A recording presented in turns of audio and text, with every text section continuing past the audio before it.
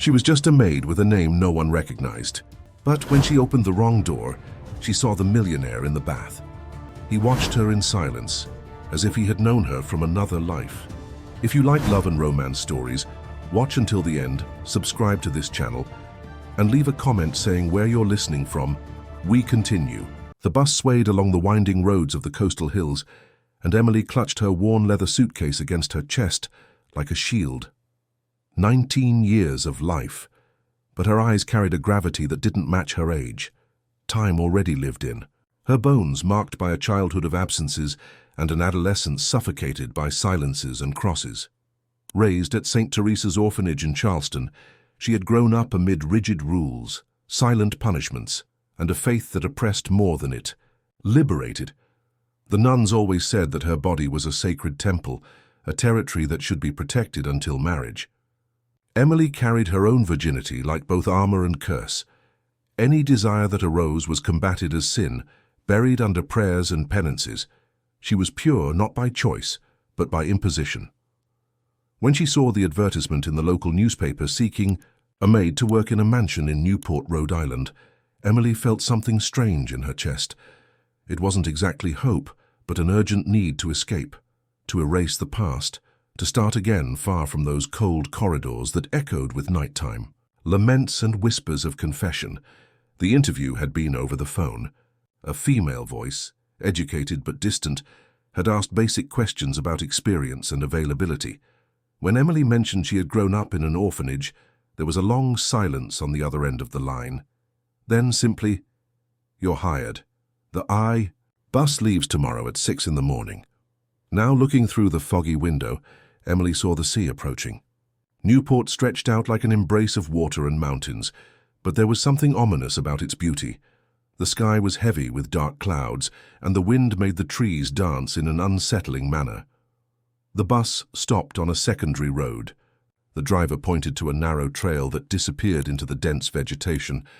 "It's that way, miss. The Blackwood van should already be waiting for you." Emily got off with her suitcase and smelled the sea mixed with damp earth. A black van, with tinted windows, was parked at the entrance to the trail. The driver, a middle-aged man with a serious expression, took her luggage without saying a word. During the 15-minute journey along the private road, he didn't speak. He only looked in the rearview mirror from time to time, as if checking. They weren't being followed. The mansion appeared like a disturbing vision, brutalist architecture, all exposed concrete and dark glass, facing the sea. It had 3 floors and seemed to grow directly from the rock, as if it were part of the mountain itself. There were no flowery gardens or welcoming decorations, just straight lines, sharp angles, and an oppressive sense of isolation. "Welcome to Blackwood House," said a woman of about 50 who appeared at the main entrance. She was thin, elegant, with grey hair pulled back in a perfect bun. "I am Mrs. Mitchell, the housekeeper. You must be Emily." Emily nodded, still impressed by the imposing structure. Security cameras were strategically positioned in every visible corner. The entrance door was brushed metal without a traditional handle. It opened with a magnetic card. "Some basic rules," Mrs. Mitchell began, as they walked down a wide corridor with black marble flooring. "The second floor is Mr. Nathan's private area. You must not go up there without express authorization. The 3rd floor is completely off-limits. The blue room on the ground floor remains always locked. And—" She stopped and looked directly into Emily's eyes. "Never under any circumstances enter the main office after 10 at night." Emily swallowed hard. "May I ask why?" "No." The answer was dry, definitive. "Some things in this house don't need explanation. Just obedience." Emily's room was in the basement, but it had a small window with a view of the sea. It was simple, but comfortable.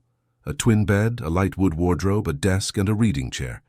On the wall, a wooden cross, the only religious decoration Emily had seen in the house so far. "You start tomorrow at 6 in the morning," Mrs. Mitchell explained, leaving a uniform on the bed. "General cleaning, organization, some specific tasks that will be communicated by notes.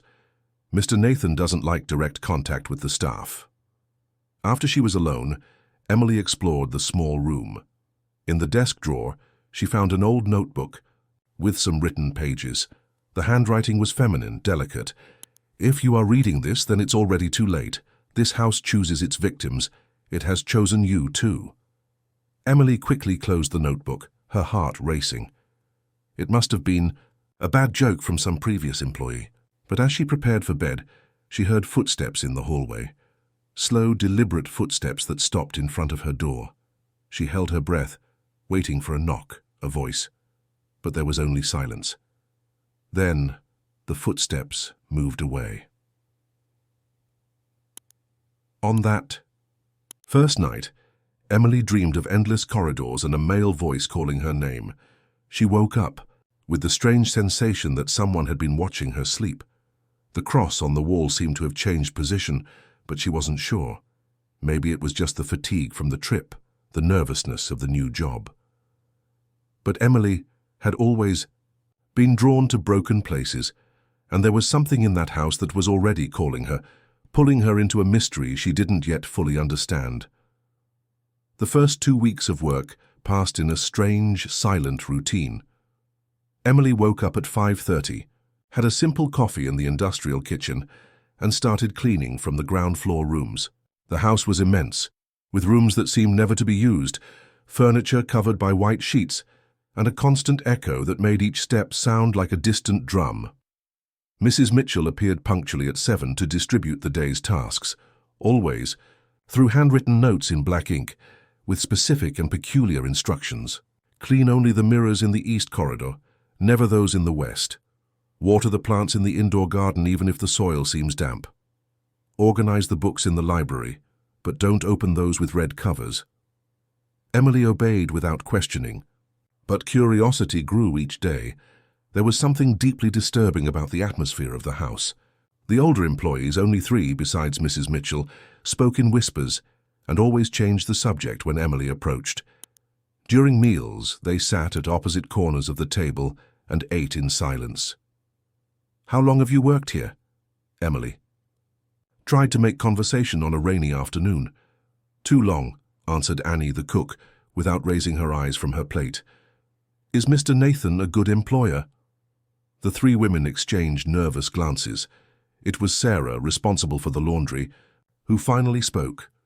"Girl, there are questions it's better not to ask, and there are answers it's better not to hear." But it was Caroline, the youngest of the old employees, who let slip one morning. "No one who has looked into his eyes remained the same. The last girl who worked in your place left here different. Very different." Emily felt she was being constantly observed, not just by the security cameras scattered throughout the house, but by something more subtle, more intimate. Sometimes, while cleaning a room, she had the clear sensation that someone had just left. The air still carried a presence, a human warmth that slowly dissipated. On the 15th day, while organizing files in the library, Emily found a forgotten folder between 2 thick books. Inside, old photographs of the house. In the images, a young and beautiful woman with long dark hair was always beside a tall, elegant man. In more recent photos, the woman appeared pregnant, radiant, with her hands protectively over her belly. In the last photograph, only the man, alone, with a devastated expression in his eyes. "You shouldn't be looking at that." Emily almost dropped the photos. Mrs. Mitchell was standing at the entrance to the library, her face tense with disapproval. "I'm sorry, I was just organizing and—" "Put that away and forget you saw it." Mrs. Mitchell approached and took the folder with abrupt movements. "There are things in this house that should remain buried." Who was she, the woman in the photos? Mrs. Mitchell stopped at the door, her back still turned to Emily. "Mrs. Victoria, Mr. Nathan's wife, disappeared 7 years ago in a terrible storm. She was 8 months pregnant." Her voice became lower, almost a whisper. "They never found the body, not hers or the child's."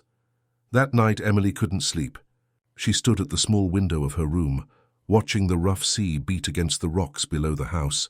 The storm was approaching again. She could feel it in the charged air, in the wind that gradually increased. It was as if nature wanted to tell a story that humans preferred to forget. It was then that she heard it, a muffled scream coming from the second floor. Not a scream of physical pain, but of deep, desperate anguish. Emily felt her blood freeze in her veins. It was the voice of a man in absolute suffering. Without thinking of the consequences, she ran out of her room.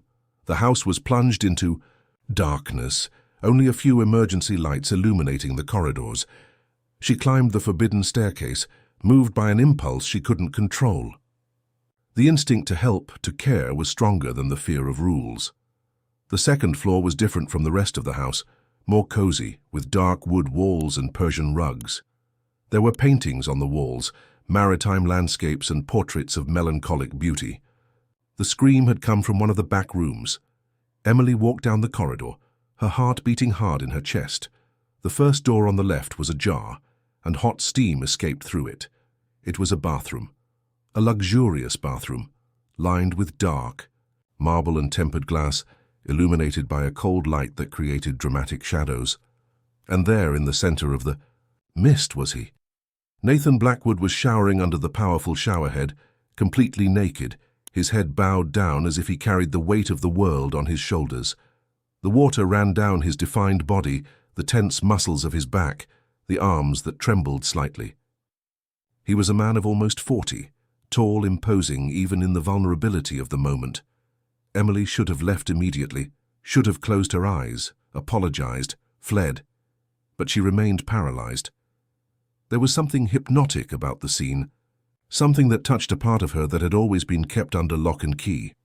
Then he turned around. Nathan Blackwood's eyes pierced through her like blades. They were dark, deep, carrying a pain that seemed ancestral. There was no cry of surprise, no rush to cover himself, only silence. He standing still, she motionless. The steam continued to rise between them like a translucent curtain. There was hatred in his gaze, but there was also a terrifying recognition, as if he were seeing a ghost from the past materialized before him, as if Emily was someone he both expected and feared to meet at the same time. "Why did you come?" His voice was hoarse, broken by recent suffering. Emily couldn't answer. The words died in her throat. She could only look at those eyes that seemed to hold all the dark secrets of the house, all the stories she didn't yet know. From that moment on, something was sealed between them, a silent, dangerous, inevitable pact. The following days were marked by a subtle but unequivocal change in Emily's routine. Mrs. Mitchell began leaving different notes, with instructions that specifically directed her to the second floor. Clean the main office at 9 at night. Water the plants in the private indoor garden. Organize the files in the oak bookcase bottom drawer. Emily obeyed, but now with a new awareness of what it meant to be in that house. Each step she took through the upper corridors was laden with the memory of that encounter in the bathroom. Nathan's eyes seemed to follow her, even when he wasn't around. She felt his presence like a constant shadow, a warmth that approached and retreated without ever fully revealing itself. On the first night she was called to clean the office, Emily discovered an environment completely different from the rest of the house. It was a masculine sanctuary with walls lined with dark wood, shelves filled with nautical books and antique maps. An immense desk dominated the center of the room, covered with papers, contracts, and photographs of vessels. The windows gave a direct view of the sea, and even in the dark one could hear the sound of waves beating against the rocks. While wiping the furniture, Emily noticed that some books had strange markings, folded pages, notes in the margins, always highlighting passages about shipwrecks, storms, and disappearances at sea. One of them, an old copy about Brazilian maritime legends, was open on a page about lost souls who returned from the ocean to seek the living. It was then that she found the first note addressed directly to her. It was folded between the pages, of a book on navigation, written in the same black ink as Mrs. Mitchell's notes, but with a different handwriting. Masculine, angular, intense. Avoid touching the mirrors in the hallway when the moon is full. Don't enter the blue room if it's raining. And if you find old letters in the drawers, read them only once. Emily felt a shiver run down her spine. Nathan was communicating with her through notes. There was something both romantic and disturbing about this form of contact, as if he couldn't speak directly, but also couldn't remain completely silent. The next night, Another note.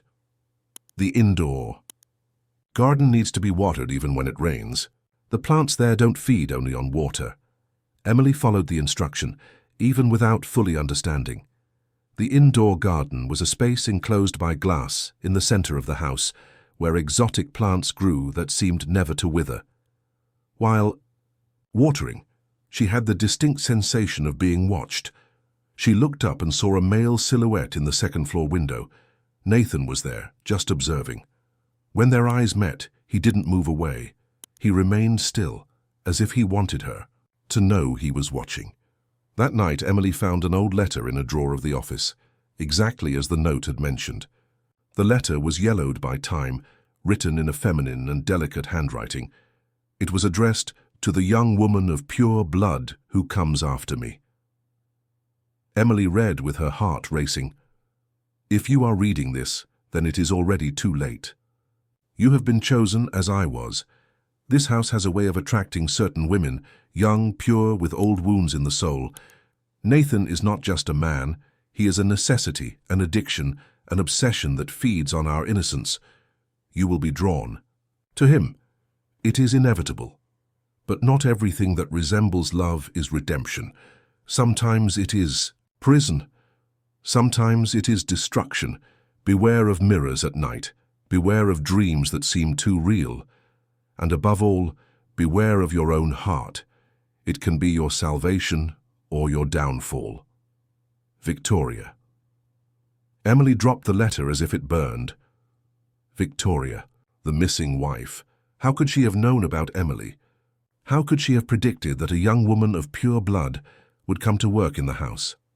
The sensation that all of this was more than coincidence took hold of her with overwhelming force. In the following days, the notes became more personal, more intimate. You wear a different perfume from the others, scent of jasmine and secrets. When you clean the mirror in my room, I imagine what it would be like to see your reflection there every morning. For 7 years, I haven't felt like talking to anyone. Until now. Emily kept all the notes in a small box under her bed. She read and reread each one, trying to decipher the intentions behind the words. There was something deeply seductive about that form of communication. It was as if Nathan were courting her soul before daring to touch her body. One night, while organizing books in the private library on the second floor, Emily heard footsteps approaching. Her entire body stiffened. It was the first time she knew with certainty that Nathan was coming in her direction. He appeared in the doorway wearing only beige linen pants and an open white shirt. His dark hair was slightly disheveled, as if he had run his hands through it several times. His eyes, which previously seemed loaded only with pain, now showed something more complex: curiosity, desire, fear. You read the letter? His voice was low, controlled, but Emily could sense the tension behind it. Yes. Emily could barely whisper the response. And you're still here? I'm still here. Nathan took a step into the library, and Emily felt the air in the room become denser, charged with an electricity that made her tremble. He smelled of sea and wood, with a touch of something darker, more masculine. Why? He asked, coming closer. Why didn't you run like all the others? Emily looked at him directly, finding a courage she didn't know she possessed. Because I'm broken too, and maybe broken people recognize each other. Nathan's eyes narrowed, as if he were trying to decipher some secret code in her words. For a moment, Emily thought he might come closer, touch her face, break that impossible distance between them. But he retreated as if he had remembered something terrible. You don't know what you're saying. His voice came out harsh, almost desperate. You don't know what I'm capable of. And with that he left the library, leaving Emily alone with his scent still floating in the air and her heart beating so hard she was sure he could hear it through the corridors of the house. From that night in the library, something changed irreversibly between Emily and Nathan. The notes became more frequent, more intimate, laden with a tension that grew with each written word. He began to appear in places where she worked, always maintaining a safe distance, but observing her every movement with an intensity that made her feel naked even when fully clothed. You have delicate hands, he said one afternoon, while Emily organized the papers in his office. It was the first time they had spoken face to face since the encounter in the library. Hands that were made to create, not to clean. Emily stopped what she was doing, her cheeks flushed. I don't know how to do anything else. Lie. Nathan approached the desk, resting his hands on the wooden surface. You draw. I saw the notebooks in your room. Emily's blood froze. You entered my room? This is my house. I go where I want. But there was something in his tone that wasn't authoritarian. It was almost vulnerable. You draw portraits, faces you've never seen. How is that possible? Emily didn't know how to respond. Since childhood, she had always had dreams with unknown faces and woke up with a compulsion to draw them. The bee. Nuns at the orphanage said it was a gift from God, but they also forbade her from drawing, considering it a worldly distraction. I don't know. They come in my dreams. Nathan's eyes narrowed. What kind of dreams? Sad faces, people who seem to be looking for something, or someone. Emily hesitated before continuing. Sometimes I draw the same face several times, a woman with long dark hair. Nathan recoiled as if he had been punched. Stop. What is it? Did I say something wrong? Don't draw those faces anymore. Don't dream about them. His voice came out harsh, desperate. Promise me. But Emily couldn't promise. That very night, she had the most vivid dream of all. The dark-haired woman walked the corridors of the house, pregnant, happy, humming a lullaby. She stopped in front of Emily's room and smiled, placing her hand on her round belly. You came, she said. I knew you would come to take care of him when I could no longer. Emily woke up in a cold sweat and immediately reached for her sketchbook. Even against Nathan's order, she couldn't resist the impulse. She drew the woman exactly as she had seen her in the dream, pregnant, radiant, with an expression of peace that contrasted with all the sadness Emily felt impregnated in that house. The next morning, she found a different note. It wasn't Nathan's handwriting. It was feminine, delicate. You draw well. I used to draw too when I was alive. Emily felt the ground open beneath her feet. Victoria. The dead wife was communicating with her through notes, or she was going crazy. Or there was something in the house that defied all the laws of logic and reason. She decided to confront Nathan directly. She found him in the indoor garden, watering the exotic plants with automatic, almost ritualistic movements. He was shirtless, and Emily could see several scars on his back. Scars that seemed old, but had a strange pattern as if they were deliberate. I need to talk to you about the notes, Emily said, approaching. Nathan didn't turn around. What notes? You know very well what notes I'm talking about. Emily felt a new courage growing inside her, and also about the notes that aren't yours.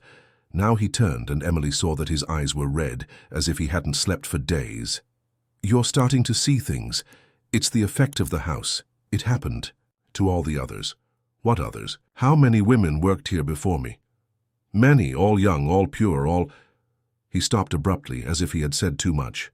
All what, Nathan? All fell in love with me. His voice came out like a painful confession, and all left when they discovered the truth. What truth? Nathan put down the watering can and walked to Emily. He was so close that she could feel the heat emanating from his body, see the small drops of sweat on his chest. The truth about what happened to Victoria. The truth about who I really am. Then tell me. I can't. He raised his hand as if to touch her face, but stopped a few inches from her skin. If I tell you, you'll hate me, and I couldn't bear to. See hatred in your eyes. Emily felt a wave of desire so intense it almost knocked her down. There was something in the vulnerable way Nathan spoke, in the way his body trembled slightly, that awakened all the maternal and sensual instincts she didn't even know she possessed. I won't hate you, she whispered. You will. Nathan finally touched her face just with his fingertips, as if she were made of porcelain. Because I killed my wife. The words hung in the air of the indoor garden like a death sentence. Emily should have felt fear, should have recoiled, screamed, fled. But all she felt was an overwhelming compassion. "I don't believe you," she said simply. "Why? You don't even know me." "Because murderers don't write romantic notes. Because murderers don't tremble when they touch someone's face.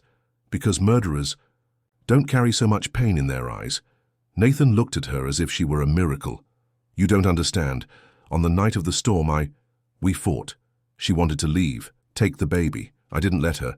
I locked all the doors, hid the car, keys. And when she tried to escape on foot during the storm," his voice broke, "I could have gone after her immediately, could have saved her. But I stayed here, angry, thinking she would come back. When I finally went to look, it was too late." Emily understood. It wasn't legal guilt, it was emotional guilt, the weight of a decision that resulted in tragedy, but wasn't intentional. "That doesn't make you a murderer," she said, placing her hand on his chest. She could feel his heart beating erratically. "It makes you a man who made a terrible mistake. A mistake that cost 2 lives. A mistake you've carried for 7 years. Isn't that enough?" Nathan looked at her as if he were seeing an angel. Slowly his hands moved to Emily's waist, pulling her closer. She could feel his breath against her face, hot and irregular. "You frighten me," he whispered. "Why?" "Because you make me want to live again, and I promised myself I would never feel that way again." Emily rose on her tiptoes, bringing her lips closer to his. Some promises need to be broken.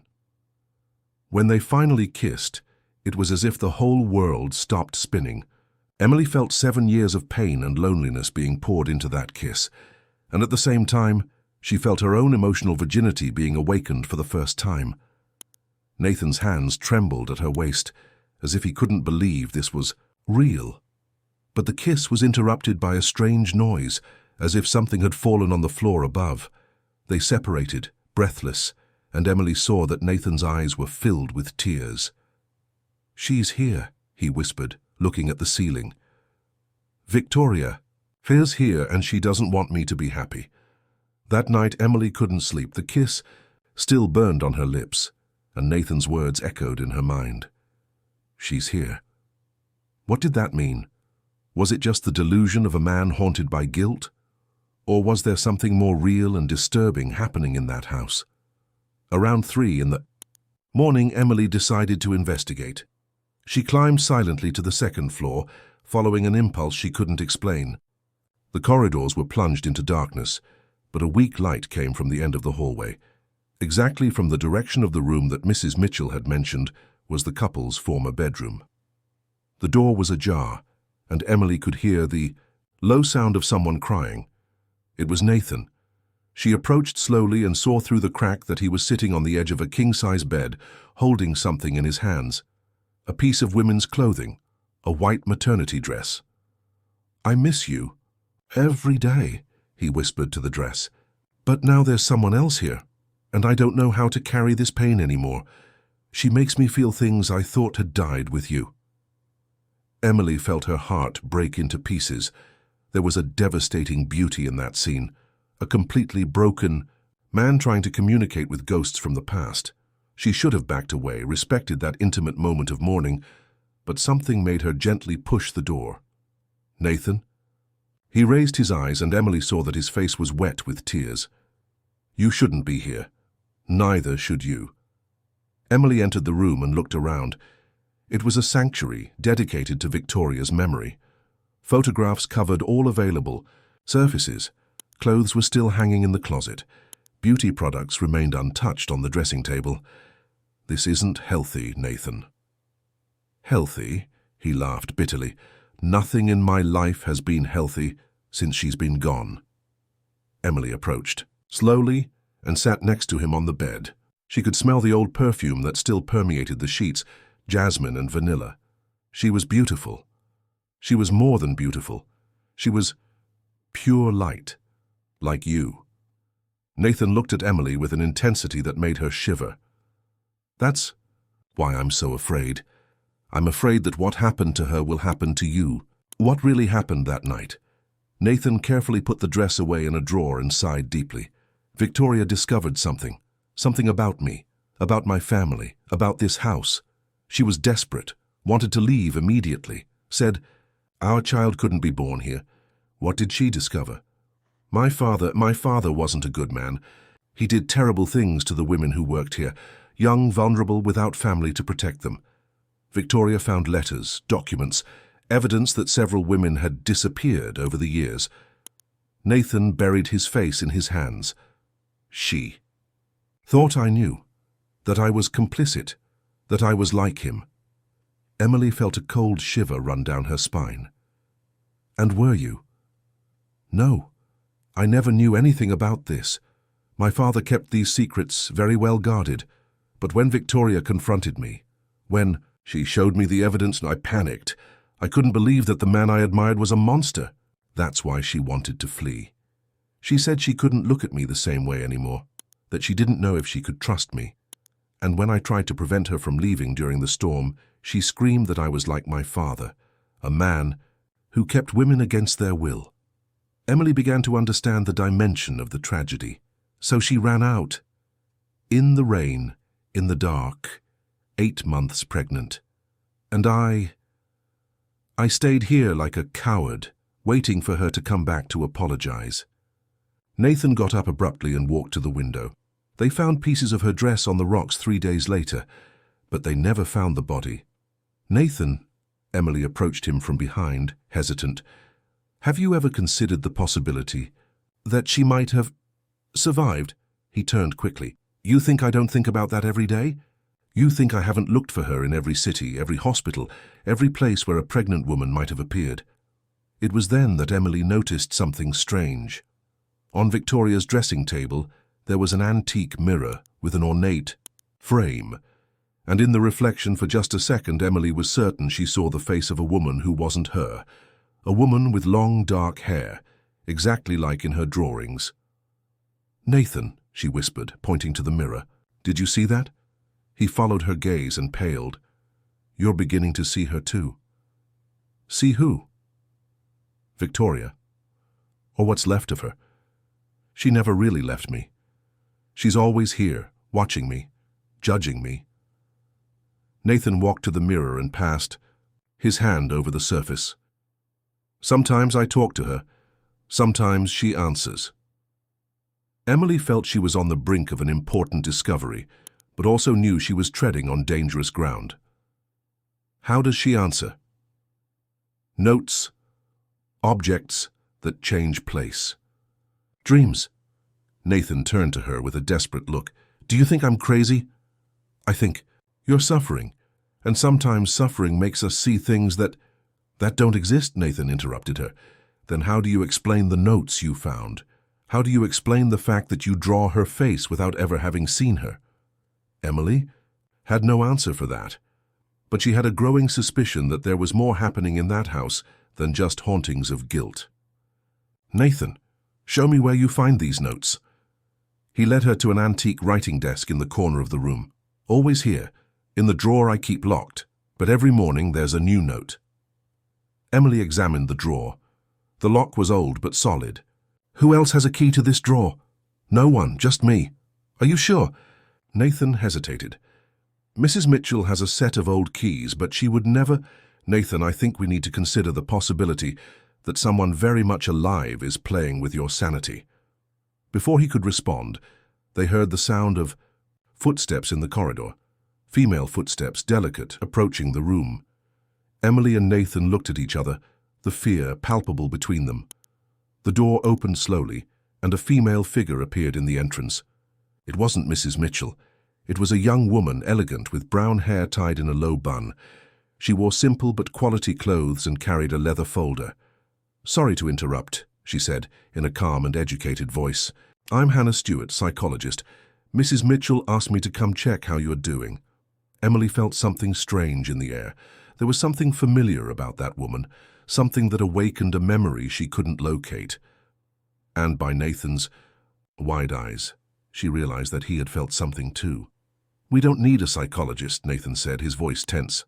Hannah smiled softly. "Everyone needs help sometimes, Mr. Blackwood, especially when we're dealing with old losses or new beginnings."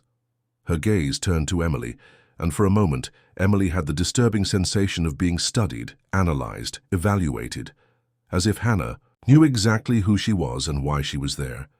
"Perhaps we could talk tomorrow," Hannah continued. "Individually.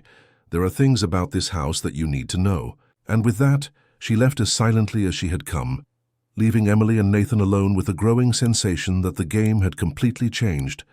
Hannah's arrival changed the entire dynamic of the house. In the following days, she established herself in one of the suites on the first floor, claiming she needed to stay close to observe Nathan's therapeutic progress. Emily immediately noticed that the other employees began to act in an even more reserved manner, as if the psychologist's presence brought a new kind of tension to the already charged environment. During breakfast, Hannah joined the table with a naturalness that bothered Emily. She talked about trivialities, the weather, the garden plants, the beauty of the sea view, but her eyes were always observing, calculating, as if each gesture were part of a psychological experiment. "Emily, isn't it?" Hannah addressed her on a rainy morning. "Mrs. Mitchell told me you grew up in an orphanage. It must have been difficult growing up without family references." "It was the life I knew," Emily responded, uncomfortable with the direction of the conversation. Interesting how people who grow up without a nuclear family develop different attachment mechanisms. Sometimes they form intense and rapid attachments to substitute father or mother figures. Hannah took a delicate sip of coffee, but her eyes remained fixed on Emily, or to older men who represent security and protection. Emily felt her cheeks flush. The insinuation was clear and humiliating.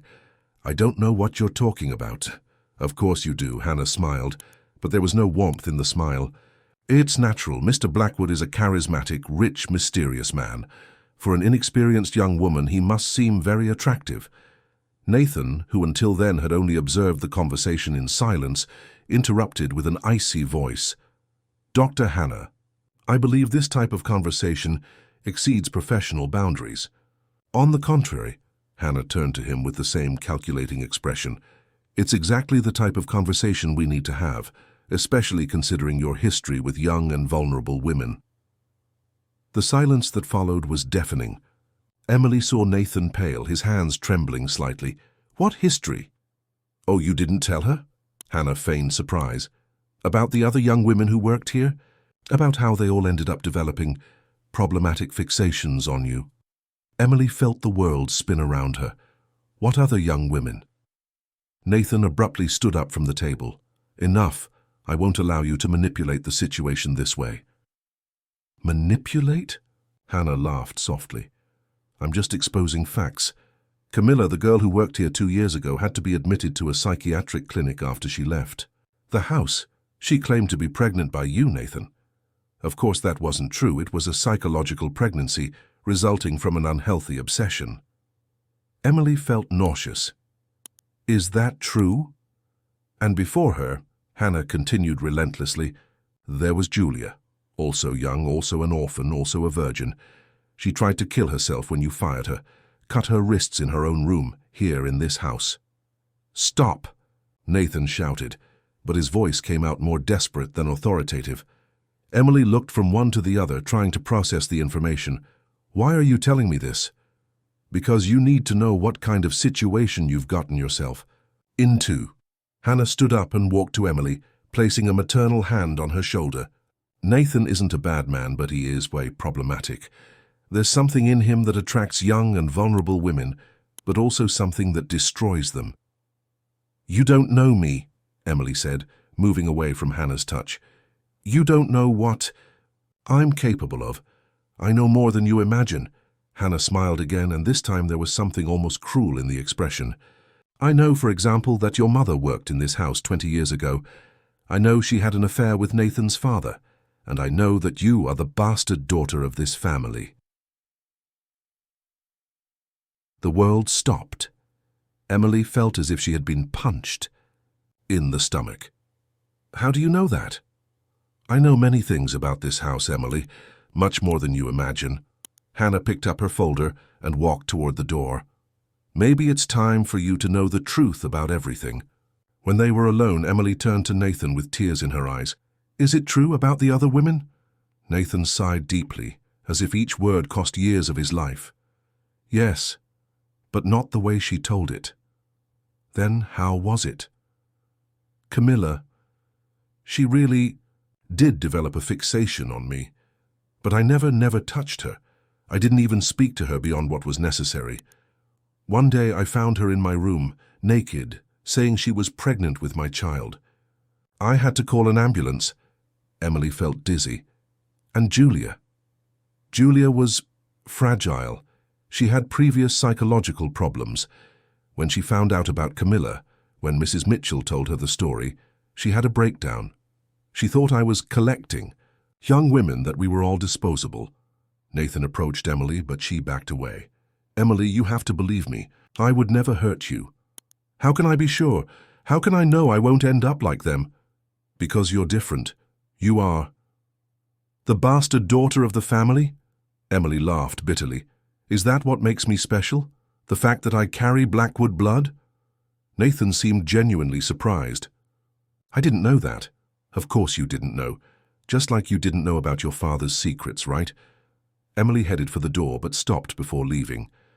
"Maybe Hannah is right. Maybe I'm just another vulnerable young woman falling in love with the wrong man." That night Emily couldn't sleep.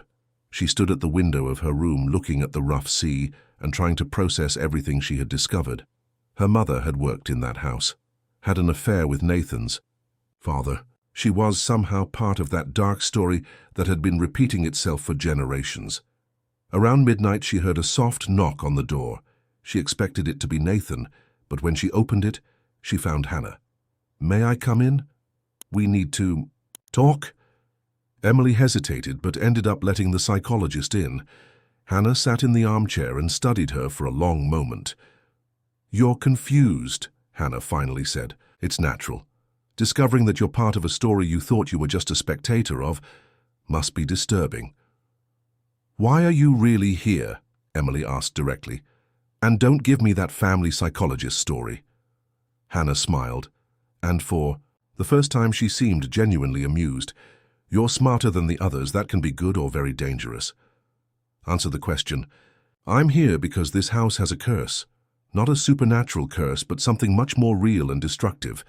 The men of the Blackwood family have a tendency to get involved with young and vulnerable women, and these women all end up destroyed in some way." Emily felt a chill. "And you want to save me?" "I want to break the cycle." Hannah stood up and walked to the window. "Do you know why I really came here, Emily? Because I was also one of those women. 10 years ago, I worked in this house. I also fell in love with Nathan, and I was also destroyed by it." The revelation hit Emily like lightning. My real name isn't Hannah Stewart, it's Hannah Carson. And 10 years ago, I was just a young, newly graduated psychologist who came to treat Nathan's depression after his wife's death." Hannah turned, and Emily saw tears in her eyes. "I fell in love with him. I thought I could save him. And I almost died trying." "What happened?" "He used me to forget Victoria. I thought it was love, but it was just desperation. When I realized I would never be more than a substitute, I tried to leave, but—" Hannah hesitated. "I was pregnant." Emily felt her blood freeze. "And the baby?" "I lost it. Spontaneous miscarriage caused by emotional stress. I almost died from hemorrhage." Hannah wiped her eyes. "I spent 2 years recovering physically and emotionally, and I swore I would come back to prevent this from happening to other women. So you're here to keep me away from Nathan?" "I'm here to show the truth to both of you, because there's something that neither I nor you know yet. Something about Victoria, about her disappearance, about why this house continues to attract women like us." Hannah approached Emily. "And I suspect that you, being the bastard daughter of this family, may be the key to discovering what really happened on that stormy night." Hannah's revelation left Emily in a state of shock for days. She began to observe each interaction with Nathan through a different lens, questioning every gesture, every word, every look. Was it all a repetition of a destructive pattern, or was there something genuine between them that transcended the family curse? Nathan, in turn, noticed the change in Emily's behavior. She avoided being alone with him, answered with monosyllables to his attempts at conversation, and there was a new sadness in her eyes that consumed him from within. On a rainy morning, he found her organizing books in the library and decided to confront the situation. "Emily, we need to talk about what Hannah said." "There's nothing to talk about." Emily didn't raise her eyes from the books. "She showed me the truth about you, about this house, about what happens to women like me." "Women like you?" Nathan approached but maintained a respectful distance. "Do you really believe you're just another in a production line of victims?" "Isn't that what the facts suggest?" Emily finally looked at him, and Nathan saw that she had been crying. "Camilla, Julia, Hannah, all young, all vulnerable, all destroyed, after passing through here. And you think I planned all this, that I deliberately attract women to destroy them?" Nathan's voice came out harsher than he intended, laden with genuine pain. "I don't know what to think." Emily dropped a book, and when she bent to pick it up, Nathan saw that her hands were trembling. "Everything I knew about myself changed in a matter of days. I discover I'm the bastard daughter of this family, that my mother had an affair with your father, that I'm repeating a pattern that has already destroyed other women. Emily, look at me." Nathan knelt in front of her, forcing her to meet his gaze. "Do you feel that I'm manipulating you, that I'm using some kind of power over you?" Emily looked at him for a long moment. "No, but maybe that's exactly how it works. Maybe you don't even realize you're doing it." Nathan sighed deeply. "Do you want to know the truth about Camilla? About Julia? About Hannah?" Emily nodded. "The truth is that they fell in love with an idealized version of me, with the mysterious and suffering man who needed to be saved. They didn't really know me, didn't know my flaws, my fears, my everyday mediocrity, and I'm different. You saw me at my worst moment. You saw me crying in the bathroom. You saw me broken in Victoria's room. You saw me confess my guilt about her death. And even so," Nathan hesitated, as if the next words were too dangerous to be spoken. "Even so, you didn't run away. You didn't idealize me. You saw me as an imperfect man and still chose to stay." Emily felt the defenses she had built in the last few days beginning to crumble.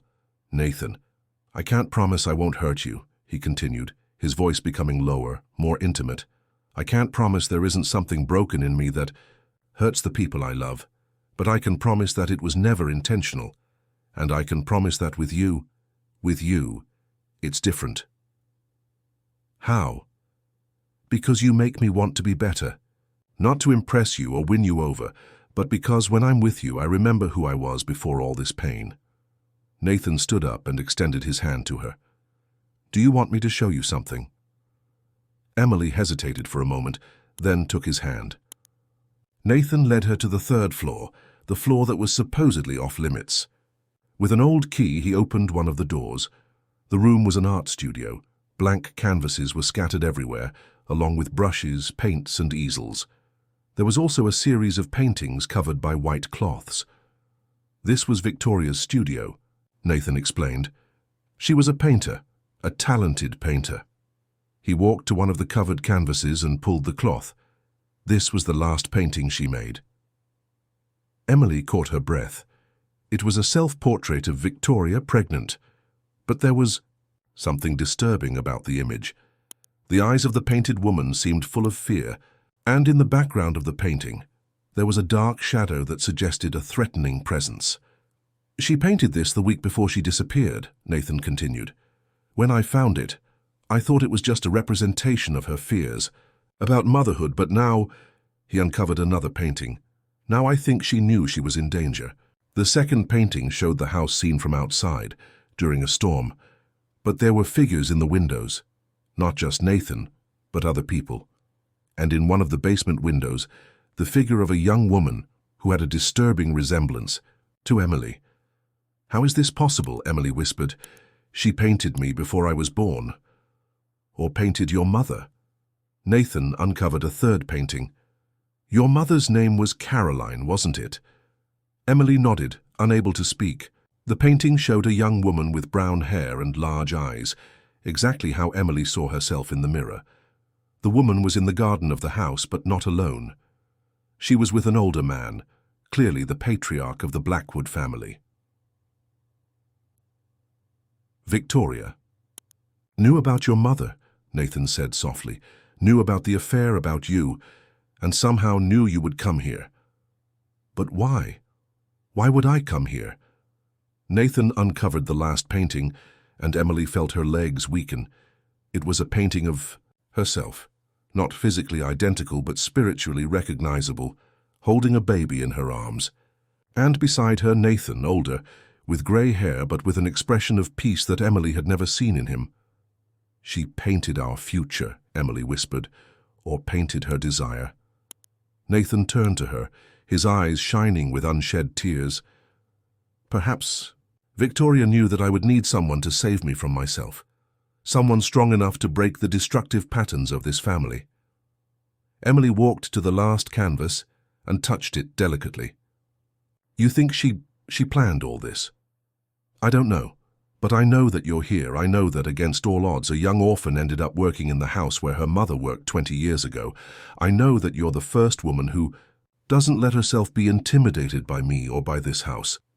Nathan approached her from behind, but didn't touch her. "And I know that I'm falling in love with you in a way I never thought possible again." Emily turned to face him. "Nathan, I know Hannah wants you to leave. I know she has valid reasons for that, but I need you to know that if you choose to stay, I will fight for us. I will fight against any curse, any destructive pattern, any ghost from the past." Emily looked once more at the painting where she was holding a baby. A strange sensation invaded her. It wasn't fear, but an inexplicable certainty.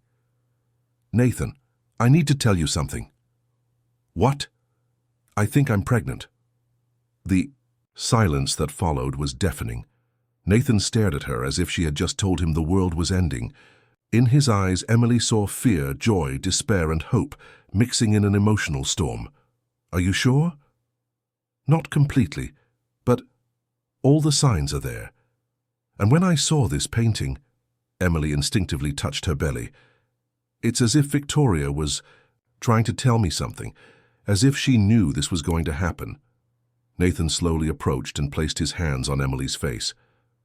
"If you are pregnant, if we're really expecting a child—" "Are you afraid?" "I'm terrified," he admitted without hesitation, "but I'm also hopeful. For the first time in 7 years, I'm hopeful." Emily leaned in to kiss him, but was interrupted by a loud noise coming from the floor below. It sounded like something heavy had fallen, or someone had slammed a door forcefully. "Hannah," Nathan whispered. "She won't be happy when she finds out." "Then let's not tell her, not yet." Emily held his face between her hands. "First, let's make sure. Then let's discover the whole truth about what happened to Victoria. And then—" She looked once more at the prophetic painting. "Then we'll decide if we believe in destiny or if we're capable of writing our own story." In the days following the discovery in the studio, Emily and Nathan developed a silent and conspiratorial intimacy. They shared meaningful glances during meals, met in dark corners of the house for stolen kisses, and communicated through notes left in secret places. The possibility of pregnancy hung between them like a powerful and dangerous secret. Emily made a doctor's appointment in town without telling anyone in the house. She took the bus early in the morning, telling Mrs. Mitchell she needed to resolve personal matters. The exam confirmed her suspicions. She was approximately 6 weeks pregnant. Sitting in the waiting room of the doctor's office with the result in her hands, Emily felt a mixture of terror and ecstasy that left her dizzy. When she returned to the house late in the afternoon, she found Hannah waiting for her in the living room. "Where have you been?" The question came accompanied by a penetrating look that made Emily feel like a teenager being interrogated by her mother. "In town, personal matters." "What kind of matters?" Hannah stood up and walked to Emily, studying her expression. "You look different. There's something in your face, a luminosity that wasn't there before." Emily tried to maintain a neutral expression, but Hannah was an experienced psychologist. She could read people like open books. "Emily," Hannah said softly, "you're pregnant." It wasn't a question. It was a statement loaded with a certainty that made Emily's blood freeze. "I don't know what you're talking about." "Of course you do." Hannah sighed deeply, as if she were tired of playing that game. "The luminosity in your skin, the way you've been unconsciously touching your belly, the way you've avoided coffee in the last few weeks. They're obvious signs for those who know how to observe." Emily sat heavily in an armchair, knowing there was no point in pretending anymore. "And if I am? Then you're repeating exactly the same pattern as Victoria, and we know how that ended. Victoria died because she tried to flee during a storm, not because she was pregnant. Victoria died because she discovered secrets about this family that made her desperate. Secrets that made her realize she couldn't bring an innocent child into this world." Hannah approached and knelt in front of Emily. "And you, my dear, haven't discovered even half the secrets this house holds." Before Emily could respond, Nathan appeared at the entrance to the room. His eyes immediately went to Emily, seeking to confirm his suspicions through her expression. When he saw the tears in her eyes, he immediately knew what it was about. "Is it true?" he asked softly. Emily nodded, unable to speak. Nathan closed his eyes for a moment, as if absorbing the impact of the news. When he opened them again, there was an iron determination in his gaze. "Hannah, I need you to leave." "Excuse me? You heard me. I want you to leave my house now." Hannah slowly got up, a cold smile forming on her lips. "Ah, Nathan. Always so predictable. Always reacting with anger when the truth becomes inconvenient." "The truth?" Nathan walked until he was very close to Hannah. "The truth is that you're not a psychologist trying to help. You're an obsessed woman trying to sabotage any chance of happiness I might have." "And you think you deserve happiness?" Hannah laughed bitterly. "After everything you've done? After all the women you've destroyed?" "Enough!" Emily abruptly stood up, surprising both of them.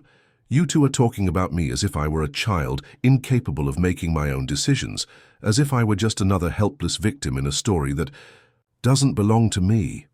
"Emily," Nathan began, but she interrupted him. "No, I'm tired of being treated as fragile, tired of hearing about family curses and destructive patterns as if I had no will of my own." Emily turned to Hannah. "You say you're here to protect me, but since you arrived you've done only one thing.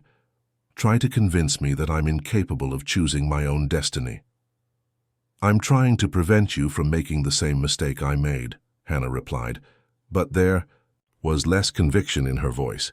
"And you," Emily turned to Nathan, "are so consumed by guilt from the past that you can't see that the present can be different, that I can be different." Nathan looked at her with a mixture of admiration and surprise. It was the first time he had seen Emily truly angry, and there was something magnetic about her fury. "You want to know the truth?" Emily continued, her voice growing stronger with each word. "The truth is that I chose to be here. I chose to get involved with Nathan. And now I choose to stay and raise this child, regardless of curses, patterns, or others' opinions." "Emily, you don't understand." Hannah tried to interrupt. "No, you don't understand."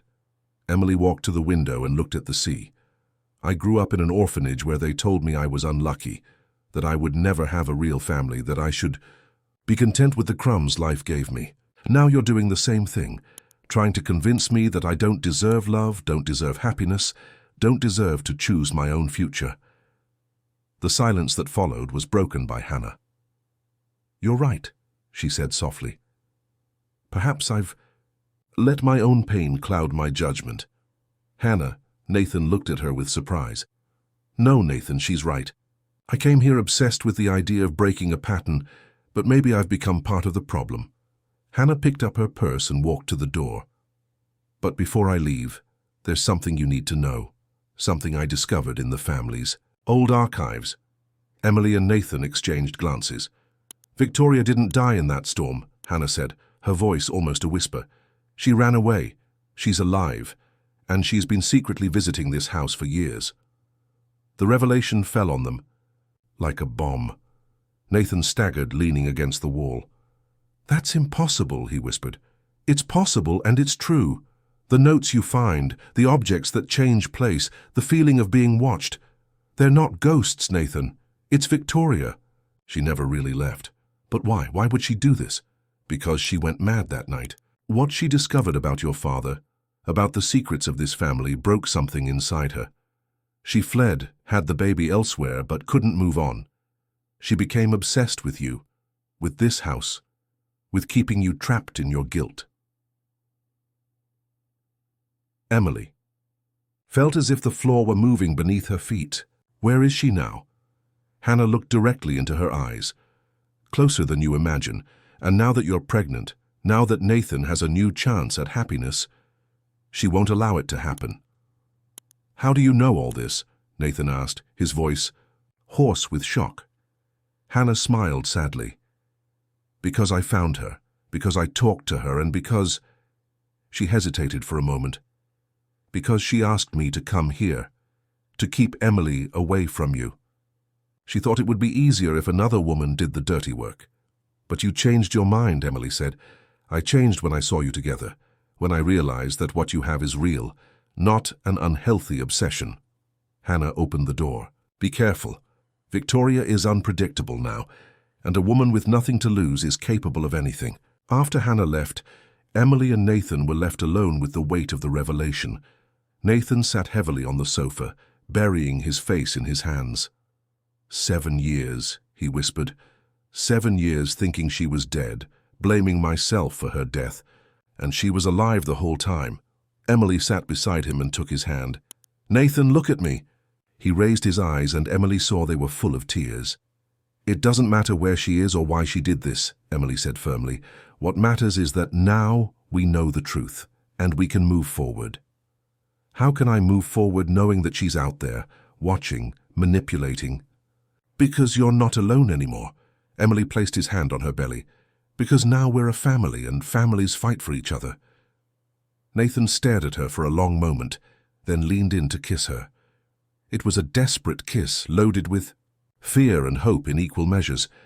But when they separated, they both heard a sound that made them freeze, a woman's laughter echoing through the corridors of the house.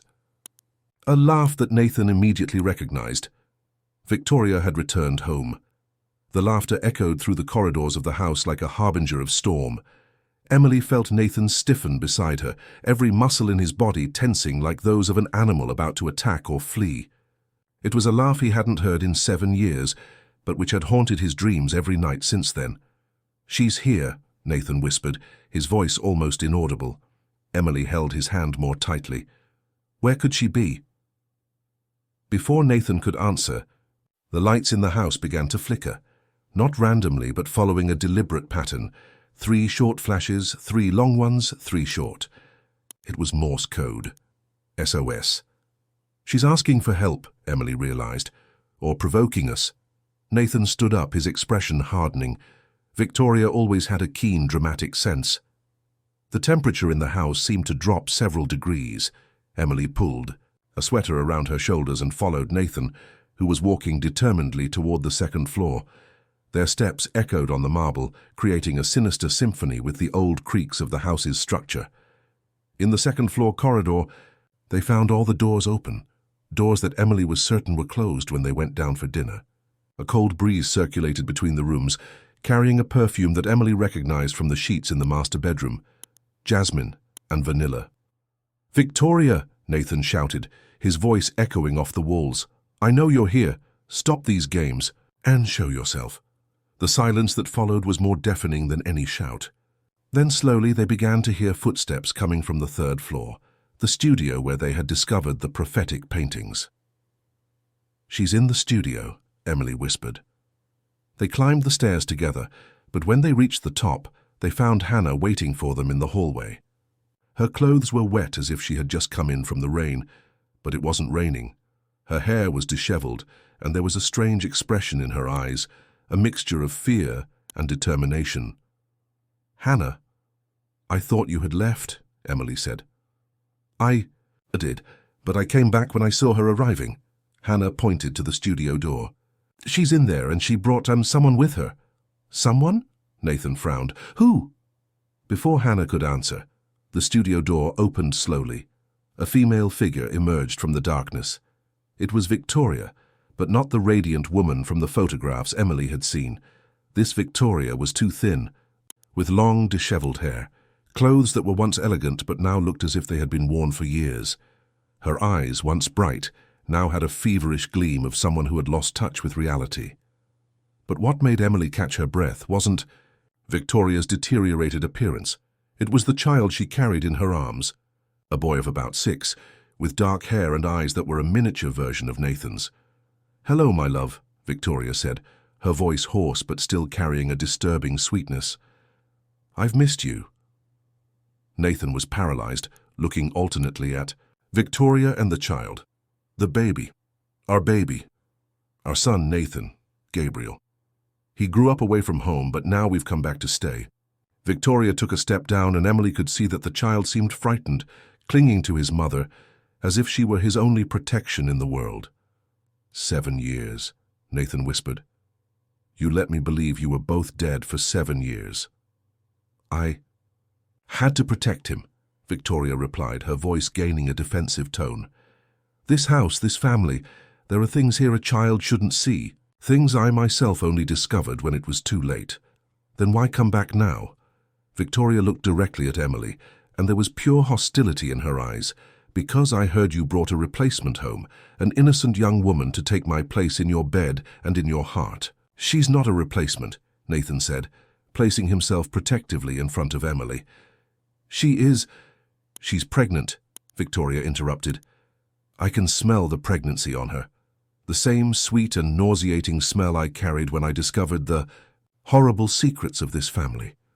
Emily took a step forward, finding a courage she didn't know she possessed. "What secrets?" Victoria laughed, but there was no joy in the sound. "You want to know, dear? Do you want to find out why your mother really died, why she didn't just get sick as they told you at the orphanage?" The world stopped around Emily. "What do you know about my mother?" "I know that she discovered the same thing I discovered, that the men of this family don't just collect young women, they systematically destroy them when they become inconvenient." Victoria adjusted the child in her arms. "Your grandfather Nathan, the revered patriarch of the family, murdered at least 6 women over the years, maids who became pregnant by him, who threatened to expose his secrets, who simply knew too much." "This is madness," Nathan said, but his voice carried no conviction. "It's the truth. And when your mother, Emily, threatened to tell about the affair she had with him, when she said she was going to reveal she was pregnant with his bastard daughter, he poisoned her. Slowly, with small doses of arsenic mixed into the tea she drank every night." Emily felt her legs weaken. Hannah held her by the arm, offering physical support. "Caroline died of a mysterious illness 3 months after you were born," Victoria continued relentlessly. "But before she died, she hid evidence.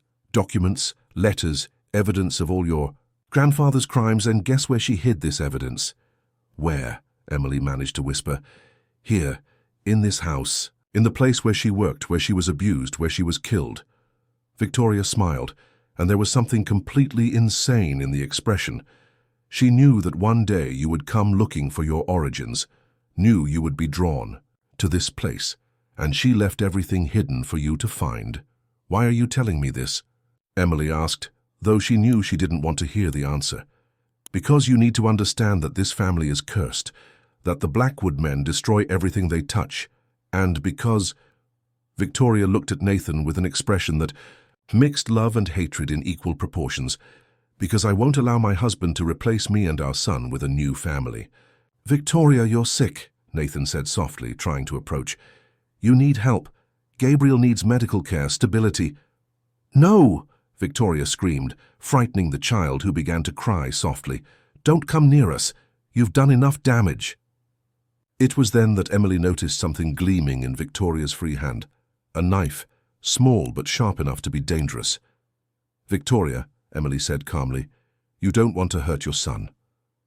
"I won't hurt him. I'll protect him, as I should have. Done from the beginning." Victoria looked at Emily with pure hatred. "But you are a threat. To me, to Gabriel, to our family." "I'm not a threat." I'm just a woman who fell in love with the wrong man in the wrong place. Exactly like your mother, Victoria smiled coldly. And look how it ended for her. The tension in the hallway was palpable. Hannah moved slowly to the side, trying to flank Victoria. Nathan remained motionless, clearly torn between protecting Emily and not scaring his son. "There is a way out of this," Victoria finally said. "You will leave this house now. Today. And never come back, never look for Nathan again, never try to contact him. You completely disappear from his life." "And if I don't do that?" Victoria raised the knife, and the blade reflected the dim light of the hallway. "Then you'll find out if the Blackwood family curse is real or not." Emily looked at Nathan, then at the frightened child in Victoria's arms, then at Hannah, who was making silent gestures indicating she had called the police. A decision was forming in her mind. A decision that would change everything. "All right," Emily finally said. "I'll leave." The relief on Victoria's face was instantaneous, but she didn't notice that Emily had crossed her fingers behind her, back a childish gesture that carried an adult promise. She would leave, yes, but only temporarily, only until she discovered where her mother had hidden the evidence that could finally break the Blackwood family curse once and for all. Emily left the house that night with just a small suitcase and a heart broken into 1,000 pieces. But she also carried something more powerful than pain: determination. For 3 weeks she stayed in a simple inn in the center of Newport, spending her days in the municipal library, researching old files and the Blackwood family records that were available to the public. It was on a rainy afternoon that she found the clue she was looking for. In her mother's death records there was a small, almost imperceptible notation: personal belongings deposited at the Civil Registry Office, safe 247. Emily felt her heart accelerate. Her mother had left something officially stored, something that could be retrieved. At the registry office she discovered that the safe was registered in her name. Caroline had predicted that her eventual daughter would need that evidence. Inside the safe, Emily found a metal box containing handwritten letters, disturbing photographs, and, most shocking of all, an old recorder with cassette tapes. Her mother's voice, preserved for 20 years, told a horror story that made the secrets Victoria had revealed seem like just the tip of the iceberg. The recordings detailed not just the murders committed by the Blackwood patriarch, but also a larger scheme. The house functioned as a kind of human farm where vulnerable young women were attracted, abused, and when they became problematic, eliminated. Nathan's father didn't just kill. He sold some of the women to human trafficking networks, using his social respectability as a facade for heinous crimes. "If something happens to me," Caroline's voice echoed in the recorder, "I want my daughter to know that not all Blackwoods are monsters. There is goodness in that family, buried under generations of evil. Nathan is still a child, but I can see in his eyes a light that doesn't exist in his father. Maybe one day when he's an adult he can break this curse. Maybe my daughter can help him with that." Emily cried upon hearing her mother's voice speaking about her with so much love and hope. But she also felt a new strength growing inside her. It wasn't just about her and Nathan now. It was about breaking a cycle of violence that had destroyed generations of women. She returned to the house on a stormy night, exactly as Victoria had done years before. But this time she wasn't fleeing. She was returning to fight. Hannah met her at the entrance as if she had been waiting for her. "I knew you'd come back," Hannah said, embracing Emily. "Nathan is destroyed. He hasn't left his room since you left." "And Victoria?" "She installed herself on the 3rd floor with Gabriel, transformed the studio into a kind of fortress.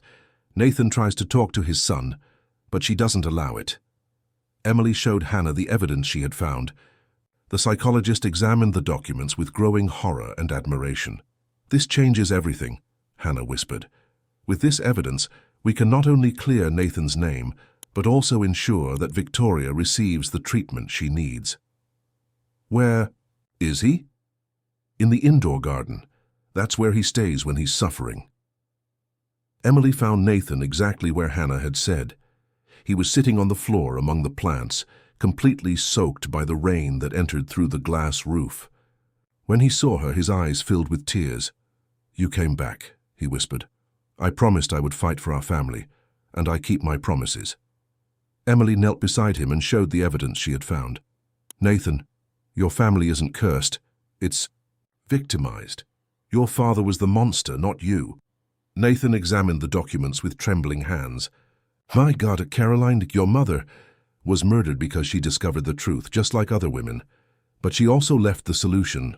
Emily took the recorder. "She believed you could break the cycle, and I believe it too." "How? How can I undo decades of horror?"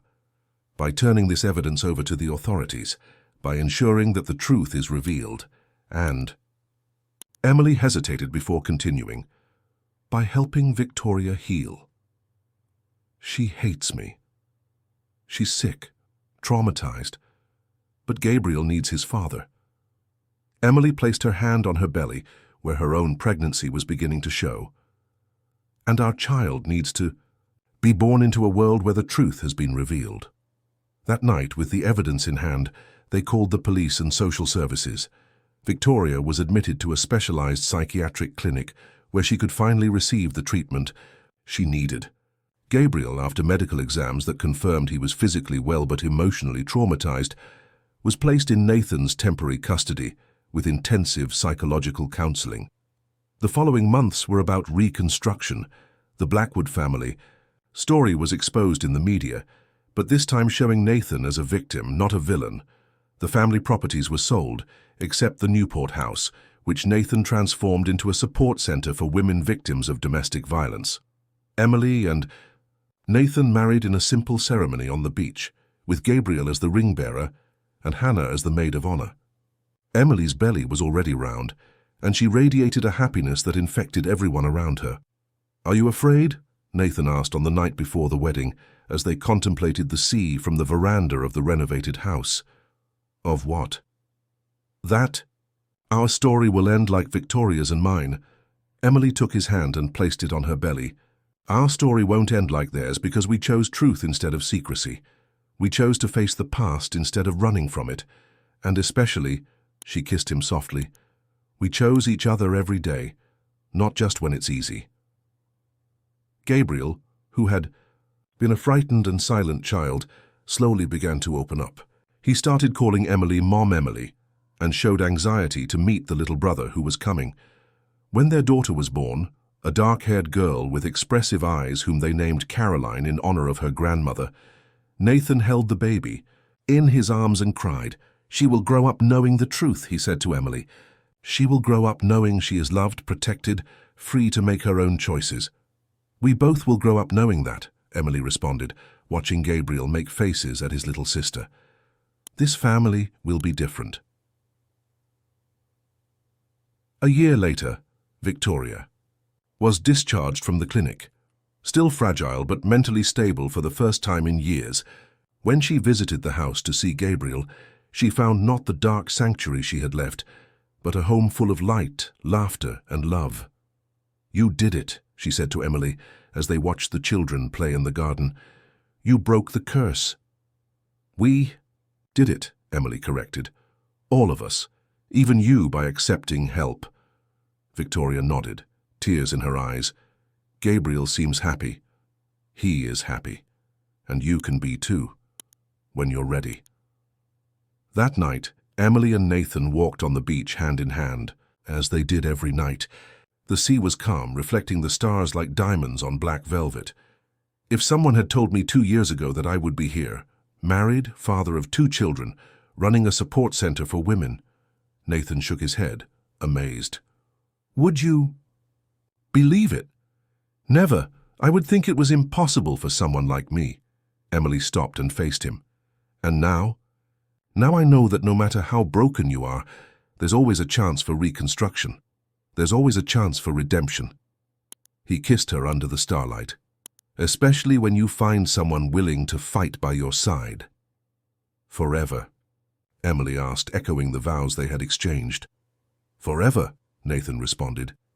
And for the first time in generations, the Blackwood house was filled not with secrets and pain, but with love, truth, and hope. The curse had been broken not by magic, but by the courage of two people who chose to face the darkness together and create their own light.